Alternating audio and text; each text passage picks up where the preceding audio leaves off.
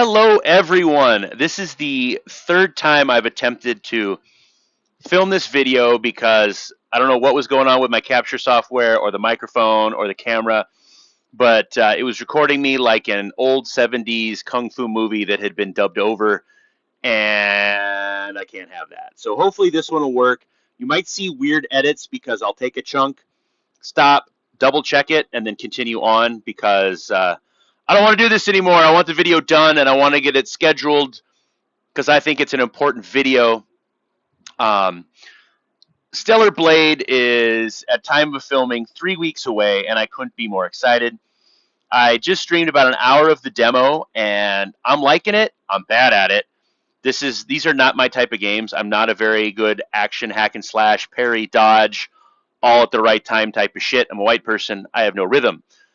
So I tried it on normal. I will definitely be playing it on easy the next time I stream if I'm allowed to change it. If not, I will suffer and try and try and try. But you're not here to talk about that. You're here to talk about 5 all-encompassing video games that you can play in these weeks upcoming to Stellar Blade's release that will piss off these fake video game journalists that hate the game because there is an attractive female protagonist that does not fit their narrative. I hate these type of people. Peak video game journalism was happening at Game Informer in like 2000, let's say 8, 9 to about 2015, the end of Andy McNamara's reign there and the start of Andrew Reiner's. That was some good shit. Now, most of the video game websites are just fucking communist propaganda and woke bullshit. I'm not going to lie. They're horrible. I don't even get my video game news from them anymore. I find my ways around it to get video game news like directly from the source because Kotaku, Polygon, Game Rant all suck. All suck. They hate video games and they hate gamers. But I am once again on a tangent. Real quick, 90% of people who watch this are not subscribed. Please subscribe if you like this type of content, if you like shoving it to the man, and if you like attractive women, if you like video games, if you want to talk to a guy who used to work at Hooters and knows what an attractive female looks like, I'm your man. But let's take a look at 5 video games to play prior to Stellar Blade's release to piss off a blue-haired land whale. Up first is a game I've talked about very numerous times in a lot of my videos, and that is Lollipop Chainsaw, written by James Gunn, directed by Suda51. You play as a, hopefully, senior year high school cheerleader who is saving her town from zombies. Her boyfriend gets infected. She chops his head off to save him, and that's that dude right there. And he is played by Michael Rosenbaum, from what I remember, another one of James Gunn's buddies. Game is fun, action slash platformer, combo thing, kind of like God of War, but just a set of titties. Can't go wrong with that. Pick it up. It's only playable on the 360 or PS3, but we do have a remake coming sometime this year, and I don't think Suda51 is someone who'll bend the knee to these fucking weirdos. Up next is a game from Platinum Games, which is one of my favorite developers. That is Nier Automata and Nier Automata Game of the Horror Edition. Now, I have 2 copies. I have the original, and I have the Game of the Year, or Horror Edition. They're both sealed, if you can't tell that, and that's just due to the fact that my Xbox Series X, I have a download of it. Yes, I went digital, but I still own a physical copy.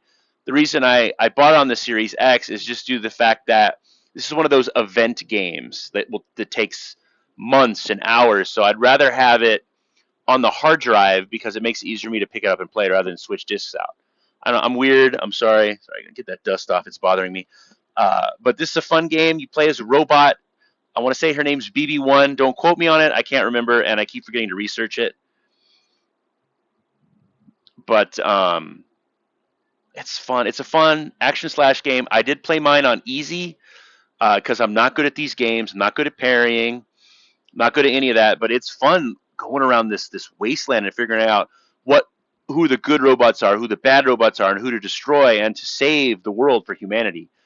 This game also has like 479,000 endings. I've seen 2 of them. I've seen the normal ending after you beat the game, and then I've seen the ending where you die at the very beginning of the game. because I died in the shoot 'em up area. I didn't expect to play immediately as a shoot 'em up, but that was fun.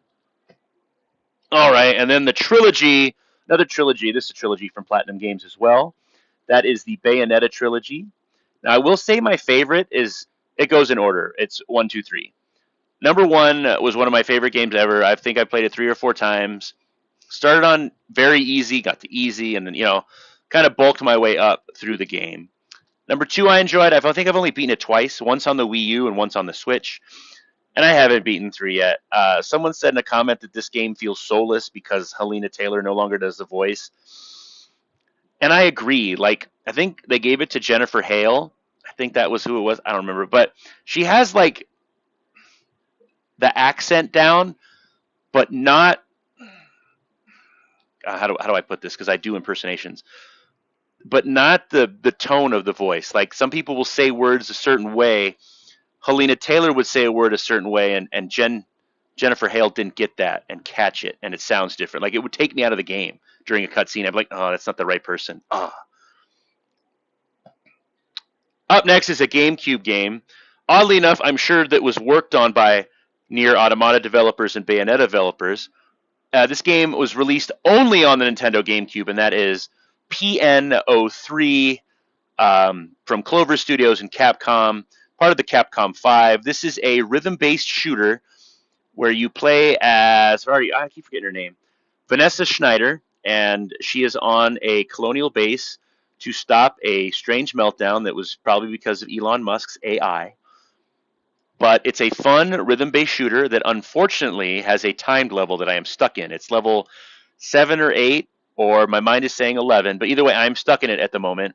I popped it actually back into the GameCube after doing some research on this game, and I'm going to try to beat that level. Or if not, restart it on super easy pussy mode, because why not? The next 2 games they coincide with one another. One is a sequel to another one, and that is the One Chabra Bikini Squad. It's a hack and slash, somewhat RPG, over-the-top, bloody action game where you play as sexy samurai sisters who are our final hope to defeating the zombie apocalypse. But little did you know there's a twist at this game, because I think it's the 3rd game in the series, kind of spoils the ending to the Xbox 360 game, and I didn't realize that. I was playing this just to see how it worked, because I don't want to go into a video really without playing the game, unless I really don't want to play it. But I'm not a video game journalist, so I try to put some time into it before I speak about it. It takes place right after the 360 game, so I got spoiled on the end of that. But basically 2 clans unite because they realize they're both after the same thing, to save the world. So you can switch off as them. They come and tag team with you. Once again, just hack and slash zombie arcadey action that is super fun to play. Unfortunately, it is 1 player. I think the Xbox 360 one, which is playable on the Series X, is couch co-op.